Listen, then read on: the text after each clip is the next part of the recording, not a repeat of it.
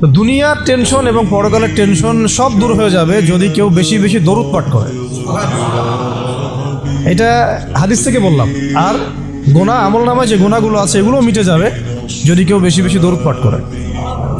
একজন সাহাবী রাসূল সাল্লাল্লাহু আলাইহি ওয়াসাল্লামকে বলেছিলেন, ইয়া রাসূলুল্লাহ, আমি আমার দোয়ার মধ্যে কতটুকু দরুদ পড়ব? আমি কি 1/4 দরুদ পড়ব?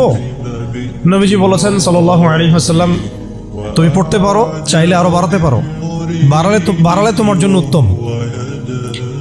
ইয়া রাসূলুল্লাহ, আমি কি তাহলে 3/1 দরুদ পড়ব আর 2 ভাগ দোয়া করব? নবীজি বললেন, করতে পারো, বাড়ালে তোমার জন্য উত্তম। ইয়া রাসূলুল্লাহ, আমি কি তাহলে অর্ধেক দরুদ পড়ব আর অর্ধেক দোয়া করব?